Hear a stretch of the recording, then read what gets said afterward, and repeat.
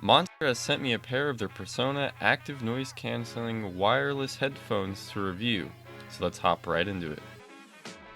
After getting the box open, you'll be presented to a simple yet nice looking experience with the headphones inside the case in a small box including the aux, USB Type-C charging cable, warranty information, instruction manual, and airplane adapter.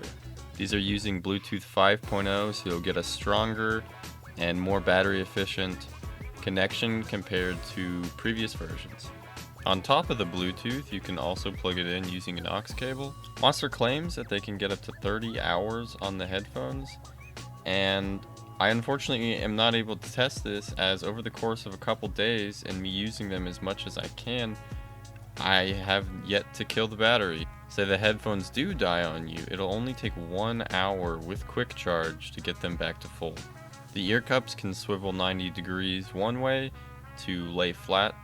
The case is quite sturdy, and I have no worries that it can hold up to being thrown into a backpack.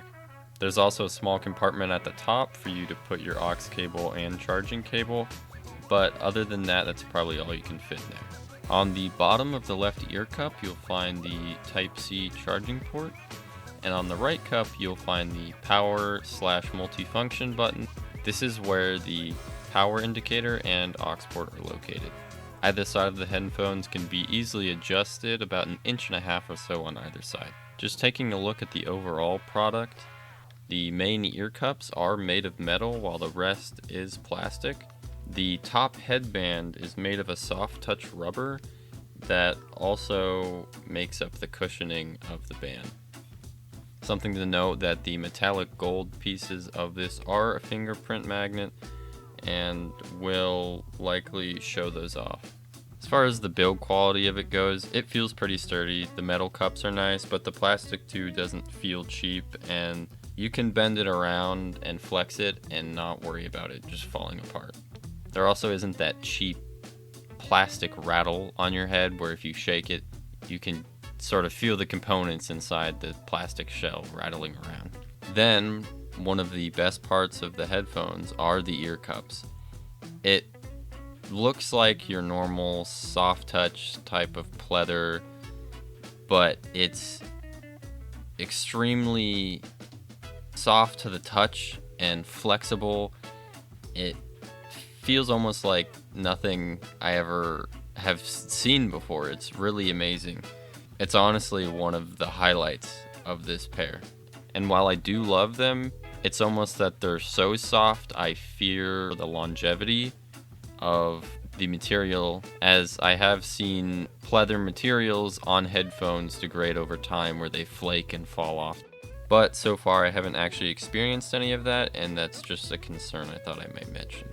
As far as the fit goes, it is over the ear, but slim. It doesn't crush your ears, but it's not a wide open area. Despite the good length on how far the headphones can extend, they're very loose, and if you try to adjust them before putting them on your head, they will likely slip back into the unadjusted position. So what you'll have to end up doing is finagling with the length on top of your head, and then they'll stay. This is one of my gripes with the headphones, but the way that the top headband rests on your head, it feels quite sharp, and because of the almost non-existent padding, for me at least, the weight all goes onto a single point, and the rest of the band floats in the air, so it all pushes down there.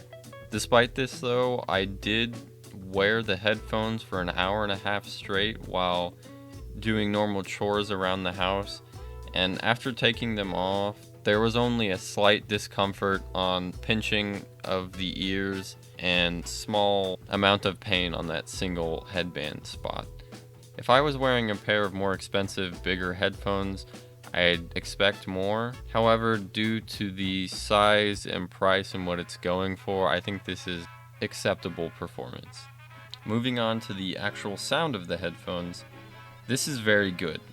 One of the best parts of the headphones. While I'm not an audiophile and have used extremely high-end equipment, after some detailed listening, I can say these are pretty much the most balanced and Listening to music, every single instrument and effect comes through clear and nothing overpowers the other. When listening to podcast type content, the voices are clear and sound natural. With a name like Monster, you might expect a Beats type bass from them. However, it is not overpowering at all.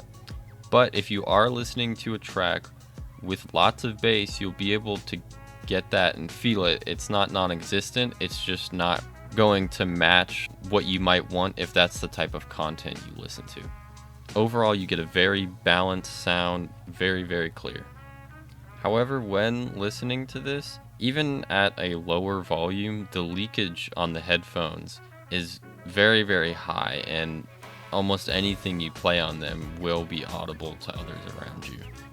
However, the inverse is true. The normal noise cancellation just from the seal of the cups on your head is very good. This actually cancels out a lot of noise without the ANC on. But with the ANC on, it's not amazing, and it feels almost like the baseline amount of ANC. Yes, it cancels very droning noises out. It muffles louder specific noises. However, it suffers from the cheap ANC feel of just making some things higher pitched, as well as feeling a sort of pressure on your ears. Something quick to note is you won't be able to use the ANC while plugged in wired. Finally, on the topic of sound, amazingly, the wireless connection actually sounds better than the wired. Everything feels more punchy, the bass is bassier, things are more clear, but I assume most people buying this will be wanting it for the wireless connection, so that's a good thing. The volume on the headphones does connect straight to your phone volume, so you don't have to mess with having a separate volume for both your phone and the headphones. Here is the audio test for the mic. I'm sitting in the same position that I'm using my normal microphone in a quiet environment.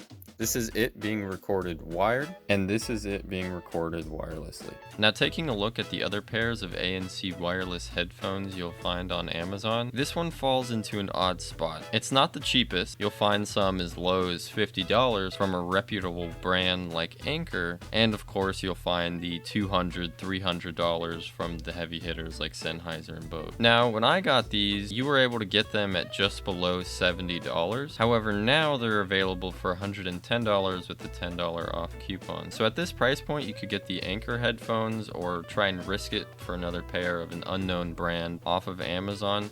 Or you could pay just a bit more for something like a pair of Beats or get something from JBL. So it puts these headphones in a very bizarre position where they're not the cheapest, but they don't reach the high quality of the more premium and expensive headset. However, if you are looking for a pair of headphones around the $100 range, these are solid, and the good battery life, excellent sound, very soft ear cups overshadow the lackluster ANC, annoyingly adjustable headband, and overall mediocre comfort. That wraps up everything I have to say about these headphones, so I hope you have a good one. See ya.